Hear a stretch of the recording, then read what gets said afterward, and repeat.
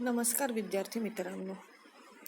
आज आपण आपल्या पाठ्यपुस्तकातील पाठ क्रमांक 4 नात्यांची घट्टवीण लेखिका मीरा शिंदे यांचा हा आपण पाठ बघणार आहोत. प्रस्तुत हा जो पाठ आहे तो आवाम 2010 या मासिकातून घेतलेला आहे. बघा, आता पाठ परिचयामध्ये लेखिका काय म्हणतात की प्रत्येक माणूस हा अनेक नात्यांनी परस्परांशी गुंफलेला असतो. जन्मापासून सुरू झालेला हा नात्यांचा प्रवास अखेरपर्यंत चालूच राहतो. एवढी नात्याची वीण घट्ट असते. आणि ह्या पाठामध्ये लेखिकेने नात्यांचे वर्णन सहजतेने आणि परिणामकारकरित्या स्पष्ट केले आहे. आता पाठ मी तुम्हाला ओळ आणि ओळ वाचून प्रत्येक गोष्ट समजावून सांगणार नाही, तर या पाठामध्ये नेमकं काय आहे. मग आता नात्यांची घट्ट जी वीण आहे ती वीण कशी असते, मग नातं घट्ट कसं निर्माण होतं, नातं म्हणजे काय. तर आपण जेव्हा जन्माला येतो तेव्हाच आपण नातं नावाचं एक भली मोठी माळ घेऊन येतो. म्हणजे आपण जन्माच्या पूर्वीच तसं बघितलं तर आईच्या पोटामध्ये जेव्हा आपण असतो तेव्हा तिचं आणि आपलं एक नातं निर्माण होत असतं. आपण ह्या जगामध्ये येण्याच्या पूर्वीच आपण कोणाचं तरी बाळ असतो. आपली कोणीतरी आई असते, आपले कोणीतरी बाबा असतात, आपले कोणीतरी आजोबा असतात, आजी असतात, मावशी असते, काका असतात, काकू असतात, अनेक प्रकारची नाती. मग आपण जन्माला येतो आणि मग हळूहळू अनेक नातं आपल्यासोबतच आपण गुंफत जात असतो. आणि ही नकळत विणली जाणारी नात्यांची ही एक वीण आहे.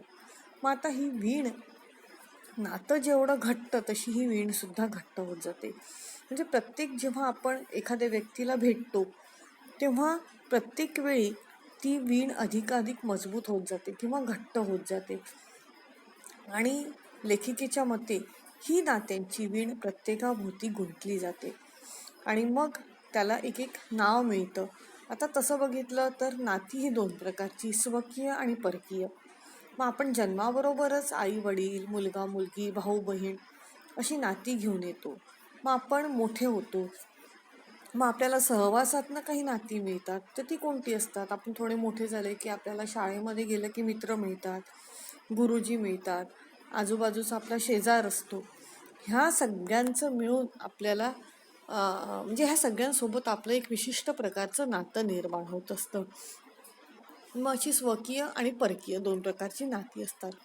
मग लेखिका अशा म्हणतात की ही जी नात्यांची वीण आहे ही रेशमांच्या धाग्यासारखी आहे. बघा, पेज नंबर 10 तुम्हाला 3ऱ्या परिच्छेदामध्ये दिलेलं आहे. रेशमाच्या धाग्यासारखी ही वीण एकाच वेळी नाजूकही असते आणि भक्कम, मुलायम.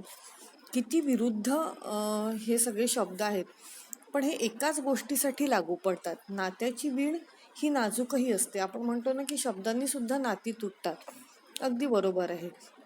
पण त्याचबरोबर काही असे कारण घडतात की त्यामुळे ही वीण अतिशय घट्ट होत असते. ही कधी फार मुलायम असते आणि फार धारदारही असते. शब्द तलवारीच्या धारेपेक्षाही धारदार असतात असं म्हणतात की म्हणजे शब्द एक वेळा तोंडातनं बाहेर निघाला की तो परत घेता येत नाही.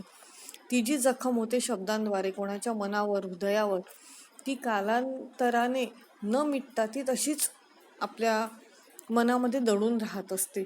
मग ही धारदार सुद्धा असते. म्हणजे कधी कधी नकळतरित्या ही नाती तुटली सुद्धा जातात, मग ते स्वकीय नातं असो अथवा परकीय नातं असो. पण त्याचबरोबर ही वीण घट्ट सुद्धा असते. म्हणजे आपण जर काय म्हणू, जितकं चांगल्यारीत्या हे नातं निभावलं तेवढ्या चांगल्यारीत्या ही वीण घट्ट अधिक मजबूतही होत जात असते. नात्यांच्या आठवणीने कधी डोळ्यात पाणी जमतं तर त्या आठवणीसह हृदयात नाती जपली जातात, ती कायमची. काही नाती अशी असतात की ज्यांच्यामुळे ते आठवलं की आपल्याला डोळ्यात चटकन पाणी येतं आणि ते अधिकाधिक मजबूत होत जातात, नकळतरित्या होत जातात. कारण ते तशा प्रकारचं ते नातंच असतं की ज्यामुळे आपले मन एकमेकांसोबत जुळतात, विचार जुळतात, भावना जुळतात आणि मग नाती घट्ट होत जातात. आता त्यातलं सगळ्यात महत्त्वाचं नातं कोणतं आहे तर आईचं नातं.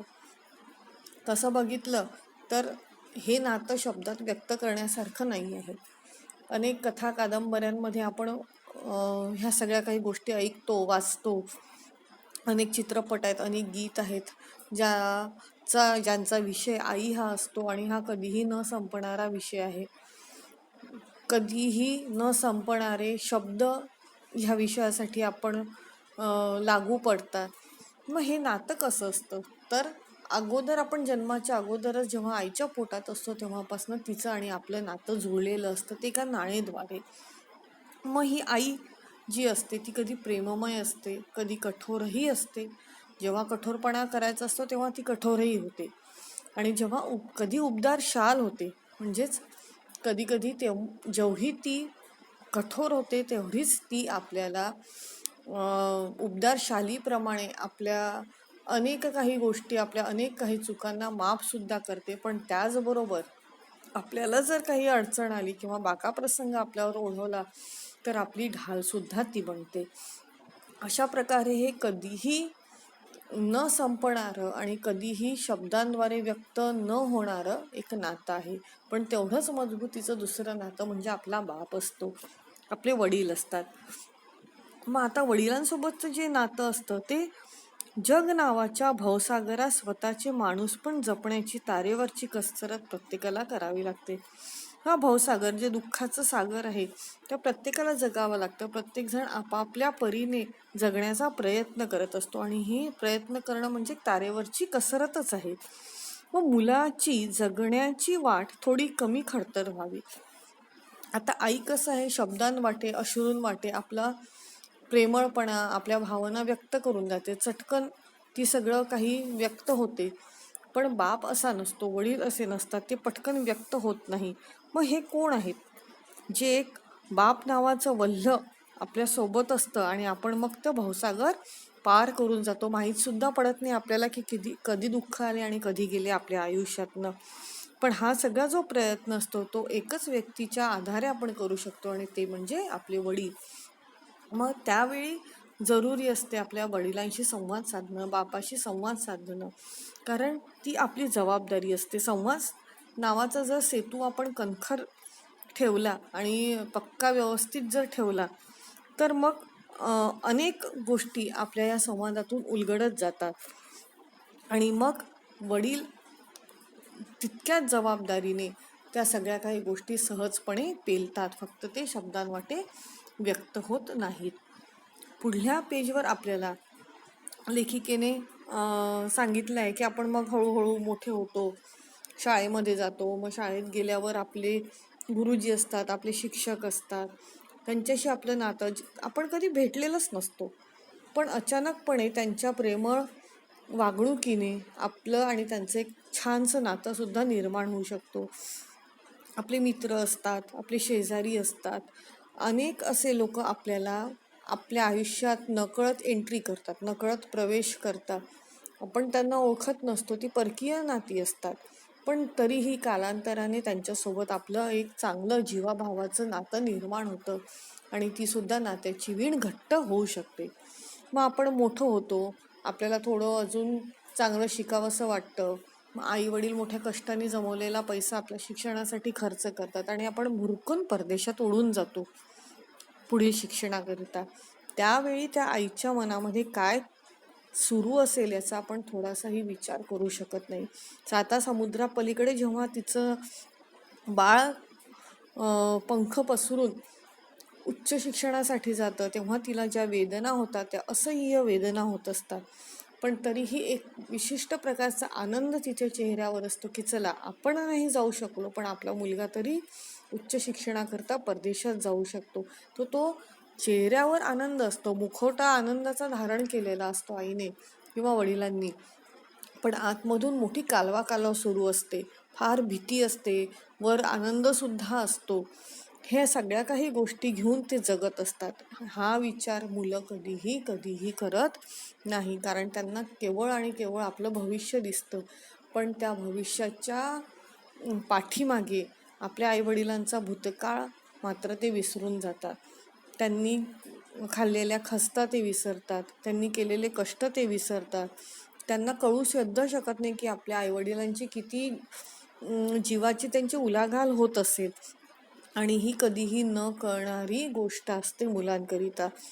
आणि अचानकपणे आई वडील त्यावेळेस पोरके होऊन जातात, म्हणजे तुम्ही असून सुद्धा नसल्यासारखे होता, कारण आता तुम्ही डोळ्यांनी दिसणार नाही, तुमचा स्पर्श त्यांना होणार नाही, चेहऱ्यावरनं मायेचा हात फिरवला जाणार नाही, आशीर्वादासाठी हात तुमच्या डोक्यावरनं फिरवल्या जाणार नाही, तुम्हाला जवळ घेऊन बसू शकणार नाही. अनेक अशा गोष्टींना ते पारखे होत जातात. आणि मग नकळतरित्या तुम्ही असून सुद्धा, म्हणजे मुलं असून सुद्धा, की आई वडील मात्र त्यावेळी पोरके होतात, पण त्यांचा आशीर्वादाकरिता, तुम्हाला आशीर्वाद देण्याकरता जो हात असतो तो कायमच तसाच असतो. आणि सतत मनामध्ये तेच वाटत असतं त्यांना, की आपले मुलं फार यशस्वी झाले पाहिजे.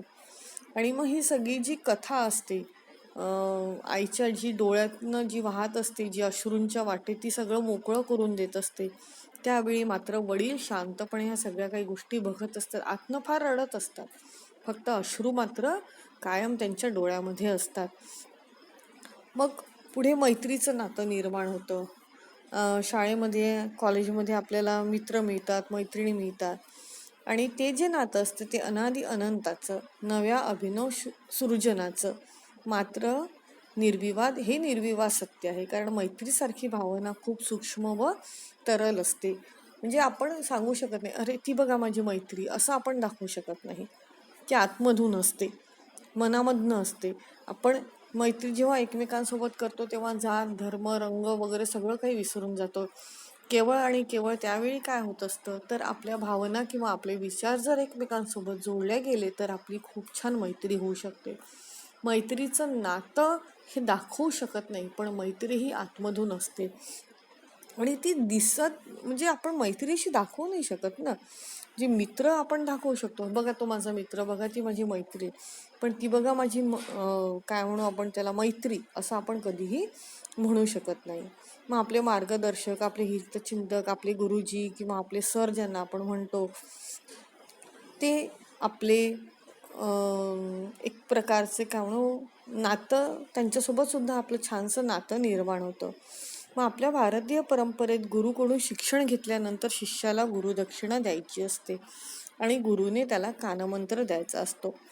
कानमंत्र म्हणजे इथे तसं बघितलं तर आजकाल ही प्रथा नाही आहे, पण पूर्वीच्या काळी होती ही सगळं. म्हणजे ज्याचे सतत मनन केल्याने आपले रक्षण होते त्याला आपण म्हणतो मंत्र. मननात त्रायते इति मंत्र. म्हणजे ज्याचे सतत मनन करतो आपण, तो तेच आपलं रक्षण करतो, आणि त्यालाच आपण मंत्र असं म्हणतो.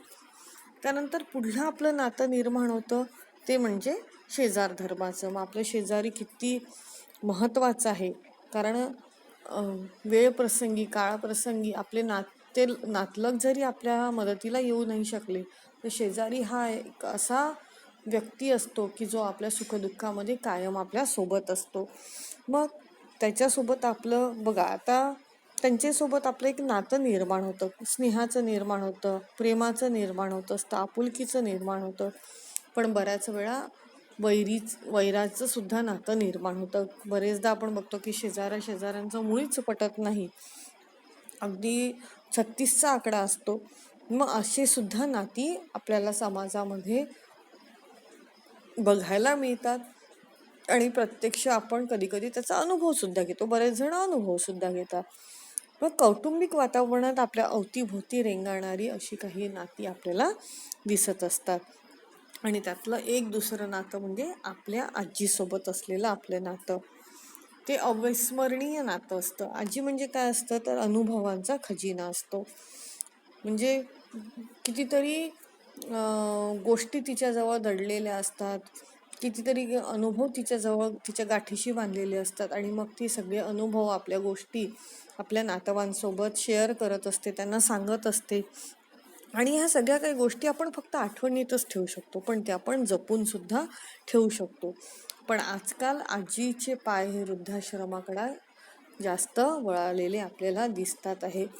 वृद्धाश्रमाकडे काय पाय वळलेले आहेत, त्याला अनेक कारणं असतात. आता आपण कोणाच्या काय म्हणू वैयक्तिक याच्यात तर आपण जाणार नाही, त्याला बरीचशी कारणं असतात. कधी मुलं वागवत नाहीत, कधी त्यांना सोडून जातात, कधी काही असे प्रसंग येतात की त्यांना नाही जवळ ठेवू शकत, अनेक कारणं असतात. ती कारणं राहिली आहेत म्हणजे त्याकडे आपण न वळता आपण हे शोधायचा प्रयत्न करूया की हे पाय वृद्धाश्रमाकडे का वळतात आहे. मग हे पाय वृद्धाश्रमाकडे नको वळायला, मग ह्यासाठी आपण काय प्रयत्न करू शकतो. म्हणजे आई वडील जर दोघंही कामावर जात असतील तर आपला सगळ्यात जास्त सहवास असतो तो आपल्या आजी आजोबांसोबत. त्यांच्याकडनं आपण अनेक काही गोष्टी शिकू शकतो. मग हे सगळे त्यांचे जे जुने अनुभव असतात त्या अनुभवातून आपल्याला शिक्षण मिळत असतं, त्या अनुभवातून आपल्याला शिकायला मिळत असतं, त्यातून आपण शहाणे होत असतो. पण हे जे प्रसंग आहेत जे वृद्धाश्रमाकडे पाय वळलेले असतात, म्हणजे पाय वळणे म्हणजे असं नाही, जी वृद्ध माणसं असतात घरातली, त्यांना वृद्धाश्रमामध्ये जेव्हा टाकलं जात असतं तेव्हा मात्र मन फार दुःखी होतं. तर जन्मापासून तर आपला वार्धक्यापर्यंत असलेला आपला हा नात्यांचा प्रवास, मग आपलं तारुण्य ते वार्धक्य. मग आता बऱ्याच वेळा कसं असतं की आपण जेव्हा मागे वळून पाहिल्यानंतर, असं म्हणतात मागे म्हणजे मान वळून पाहिल्यानंतर नाही, तर मागे वळून पाहणे म्हणजे इथे भूतकाळात डोकावणे. तर जेव्हा आपण भूतकाळात डोकावतो तेव्हा जो नात्यांचा आजपर्यंत झालेला जो प्रवास असतो तो वेगवेगळ्या स्वरूपात आपल्या समोर येतो. म्हणजे अगदी आपण आठवलं तर लहानपणापासनं म्हणजे बालपणापासनं तर आपण म्हणू तारुण्यापर्यंत येताना सुद्धा अनेक लोक आपल्याला भेटतात, अनेक माणसं आपल्याला भेटतात, अनेक नाती आपण निर्माण करतो. ते कशा प्रकारे जपतो, ती व्यक्ती कशी असते, त्याच्यासोबतचं नातं कसं असतं. काही असतात जे मुखवटे धारण केलेले असतात, वरपांगी फार चांगले वाटतात ते लोक आपल्याला, पण आतनं अतिशय कलुषित बुद्धीचे असतात, कलुषित विचारांचे ते लोक असतात. तर असे अनेक लोक आपल्याला मिळतात आणि मग आपण हो मोठे होत जातो, अनुभव आपल्या जवळ जमा होतात, अनेक अनुभव आपल्याला मिळतात आणि मग आपल्यासोबत असणाऱ्या अनेक लोकांचे मुखवटे गळून पडतात. म्हणजे आपल्याला कळतं ते, पण काय म्हणू आपण त्याला की कळलं आपल्याला तरी पण आपण ते नातं, ते व्यक्ती परत्वे अवलंबून आहे. तुम्ही ते नातं टिकवणार की नाही टिकवणार ते तुमच्यावर अवलंबून असतं. पण लेखिका म्हणतात की पूर्वीचे मुखवटे गळून पडतात. म्हणजे पूर्वी कसं असतं, तारुण्यात सळसळतं रक्त असतं, गरम रक्त असतं, मग तो अहमगंड असतो बऱ्याच जणांमध्ये. कोणाला अपमान सहन होत नाही, थोडंसं हुं किचू केलं की कोणाला लगेचच राग येतो. हे जे सगळं काही होतं ते कालांतराने हळूहळू कमी होत जातं. मग वार्धक्याकडे आपण झुकतो आणि मग सगळ्या काही गोष्टी आपण जेव्हा आठवतो तेव्हा असं वाटतं की अरे बापरे, काय उगाचच होत्या ह्या सगळ्या काही गोष्टी, का आपण याचा राग करायचो, का आपण अपमान सहन नव्हतो करू शकत, का आपल्याला कोणी बोललं की लगेच राग यायचा, का आपल्या मनामध्ये एवढा अहमगंड होता. म्हणजे ह्या सगळ्या काही गोष्टी असतात ज्या कालांतराने आपल्याला जाणवतात की नको होत्या, म्हणजे आपण तेव्हा हे करायला नको होतं. मग हळूहळू त्या कमी होत जातात. मग पिकलं पान गळलं तर नवीन पालवी फुटणार. आता पिकलं पान म्हणजे मृत्यू, म्हणजे आपण गेलो की आपल्यानंतर कोणीतरी जन्माला येईल, हा सृष्टीचा नियम आहे, हा निसर्गाचा नियमच आहे की जो जातो त्याच्या जागी कोणीतरी दुसरा जगामध्ये निर्माण होत असतो. यात कोणीही सुटणार नाही, कोणी सुटत नाही. मुंगीपासनं तर अगदी डायनासोरपर्यंत कोणी सुटलं नाही तर आपण काय आहे. मग हा सृष्टीचा जो नियम आहे, तो सृष्टीचा नियम, निसर्गाचा जो नियम आहे तो आपल्याला पाळावाच लागणार आहे आणि हे शाश्वत सत्य सुद्धा आपल्याला मान्य करावंच लागेल. आणि म्हणूनच मग जन्मापासून सुरू झालेला हा नात्यांचा प्रवास निर्णायक उंबरठ्यावर येऊन ठेपतो आणि आपलं एक अभिन्न असं नातं तयार होतं. आणि मग अशा ठिकाणी हे येऊन ठेपतं हे नातं, म्हणजे हा आपला जो प्रवास असतो अगदी बालपणापासूनचा तर वार्धक्यापर्यंतचा आपला जो प्रवास असतो, तिथे येऊन जेव्हा आपण ठेपतो, म्हणजे जेव्हा आपण उभं राहतो त्यावेळी मग असं बाकी सगळ्या काही गोष्टी ज्या घडून गेलेल्या आहेत, ज्या चुका केलेल्या आहेत त्या आपण आठवतो तेव्हा त्या उगाच केल्या किंवा का आपण हे सगळ्या काही गोष्टी केल्या त्याबद्दल थोडाफार पश्चाताप सुद्धा होतो. पण एक अभिन्न असं नातं तयार होतं ह्या अनेक लोकांसोबत आणि या साऱ्या नात्यांच्या पलीकडे जाणार ज्याला शब्दाचं क्षितिजच काय पण शब्दाचं आभाळही अपुरं पडेल. आपल्या हातून काही निसटत चालल्याची ही हुरहुर असली तरी शेवटामध्ये एक सुरुवातही असते. आपल्याला जाणवायला लागतं की हळूहळू की आता आपल्याजवळ कमीच दिवस राहिलेले आहेत. एक मनामध्ये हुरहुर लागून राहिलेली आहे की पण आपण हळूहळू आता तिथे चाललेलो आहोत जिथे आपला शेवट होणार आहे. पण या शेवटामध्ये लेखिका असं म्हणतात की या शेवटामध्ये सुद्धा एक सुरुवात असते. म्हणजे आपण जरी गेलो तरी आपल्यानंतर कोणीतरी पुन्हा नवीन जन्माला येणार असते आणि आपल्याला पुढे नेणारी नात्यांची ही विण ही अशीच असते, घट्ट पकडून ठेवणारी. त्यावेळी आपल्याला बऱ्याच वेळा त्याच वेळी आपल्याला कळतं की नातं नेमकं काय असतं, नात्यांची विण काय असते, कोण आपलं कोण परकं आपल्याला कळत असतं. जे सोबत असतात शेवटपर्यंत त्यांच्यासोबत मजबूतीचं नातं असतं. ज्यांना आपण खूप चांगलं समजत होतो त्यांचे अचानकपणे मुखवटे गळून पडतात. त्यांचे काय म्हणून असं म्हटलं तर असलियत ज्याला म्हणतात ना, असा खरा चेहरा समोर येतो. बऱ्याचशा अशा गोष्टी घडत असतात आणि त्यामुळे ही जी वीण असते अनेक लोकांसोबत आपली परकीय आणि स्वकीय नात्यांची जी वीण असते, ही वीण अशीच नात्यांना घट्ट पकडून ठेवणारी असते आणि आपल्यालाही पुढे नेणारी असते. आणि मग आपल्याला सगळं उमजून सुद्धा आता वेळ निघून गेलेली असते. आणि म्हणूनच लेखिका म्हणतात की नात्यांची वीण ही अशीच असते, घट्ट पकडून ठेवणारी, मुलायम रेशमाच्या धाग्यासारखी. आणि ही वीण आपणच आपली घट्ट करायला हवी असं लेखिकेंना म्हणायचं असतं. मग आता आपण पाठ बघितला. पाठामध्ये आपल्याला अनेक स्वमताचे प्रश्न येऊ शकतात.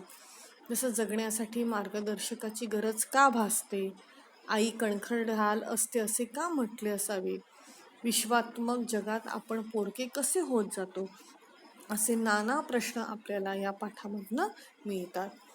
आपल्याला पाठ्यपुस्तकामधलं हे सुंदरसं चित्रसुद्धा दिलेलं आहे. आई बाबा आणि त्यांची मुलं, किती छानसं ते नातं आहे, चौकोनी कुटुंब आहे आणि त्या नात्यांमध्ये विशिष्ट प्रकारची घट्ट अशी वीण असते.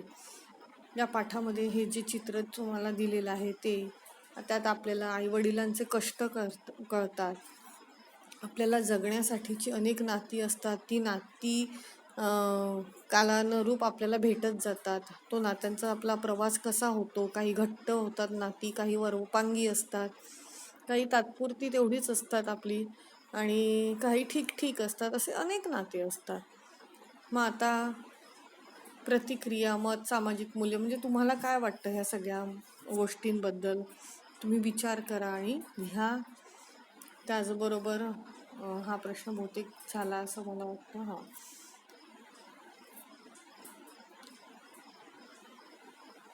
पाठातील चित्र, आईवडिलांचे कष्ट, स्वकीय आणि परकीय नातं याबद्दल विचार करा आणि लिहा. आईवडिलांचं नातं आपल्यासोबत कसं असतं, नात्यांची घट्ट जी वीण आहे त्या पाठाबद्दल तुम्हाला तुमचे काय विचार आहेत ते लिहा आणि सांगा. त्याचबरोबर आपण जर निबंध लेखनामध्ये जर बघितलं तर आत्मकथनामध्ये मी आई बोलते असं सुद्धा आपण या पाठातून घेऊ शकतो. आपल्याला पेज नंबर 11वर अगदी वरच्या पॅरेग्राफमध्ये आणि पेज नंबर 10वर चौथ्या पॅरेग्राफमध्ये खूप छान प्रकारे आईचं आणि तिच्या मुलाचं नातं लेखिकेने आपल्याला समजून सांगितलेलं आहे. त्यानंतर पेज नंबर 11वर 3ऱ्या परिच्छेदामध्ये मैत्रीचं नातं लेखिकेने सांगितलं आहे. मग माझा मित्र किंवा मित्राचे मनोगत असं सुद्धा आपण आत्मकथनामध्ये येऊ शकतं. आई वडील व मुलगा संवाद लेखनामध्ये, असा संवाद लेखनाचा भाग निघून गेलेला आहे, पण आपण असा संवाद तयार करू शकतो वर्गामध्ये. माझे शेजारी हे सुद्धा आपण उत्तमरित्या करू शकतो. धन्यवाद.